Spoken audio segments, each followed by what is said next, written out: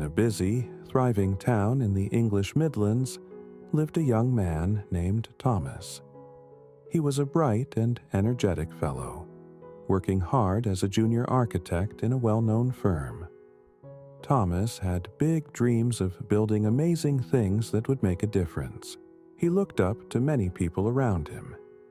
His boss, Mr. Davies, was very successful. He had built up the firm from nothing, always making money and gaining respect. Everyone said Mr. Davies was blessed in his work, but Thomas also saw others who seemed to struggle. Some colleagues were always complaining, feeling unfairly treated, and never happy with their projects. Their work often had problems, and they seemed stuck. Then there were others who chased quick fame or money, taking shortcuts. They might get attention for a while, but their work often lacked real quality or lasting value. They seemed to lose their way, jumping from one idea to another without true purpose. Thomas wanted to succeed like Mr. Davies. He wanted to follow a path that led to good outcomes, a path that brought peace and lasting reward. He often thought about this in his spare time, wondering how to choose correctly. He knew life offered many choices. It was easy to get lost, to pick the wrong turns. He saw how some people became unhappy because of their choices, or ended up doing things they later regretted. One evening, after a particularly confusing day at work, Thomas sat by the River Severn, watching the water flow. He felt a deep need for clear direction. He remembered a powerful verse from the Quran, which his grandmother had taught him. He thought of the words revealed by God. The path of those you have blessed, not those you are displeased with, or those who are astray. This verse gave him a new way to think about success and life choices. He realized the verse wasn't just about faith in a church or mosque.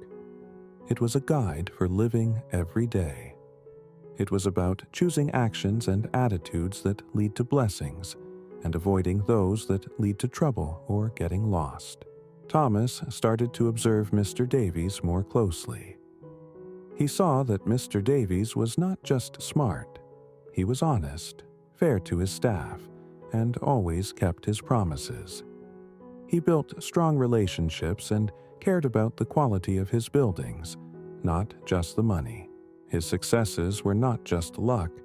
They came from hard work, yes, but also from doing things with integrity and a good heart. This seemed to be the path of those you have blessed. Thomas then thought about the unhappy colleagues.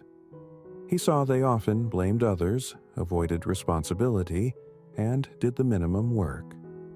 Their attitude meant they were often displeased with everything, and others felt displeased with them too. Their path was filled with negativity and a lack of true effort or gratitude. This seemed like a path that God might be displeased with, as it brought no good to anyone. Finally, he considered those who were astray. These were the people who constantly sought easy ways, who chased trends without thinking about lasting values. They built things quickly but without depth. They seemed to wander aimlessly, never finding true fulfillment, always looking for the next big thing, always missing the true purpose of their work. They were truly lost, without a steady guide. Thomas decided to adjust his own approach. He would still work hard, but he would also focus on kindness, honesty, and always doing his best, even when no one was watching. He would be grateful for his chances. He started treating his colleagues with more patience and respect, even the difficult ones. He took extra care in his designs, ensuring every detail was thoughtful and honest, not just flashy.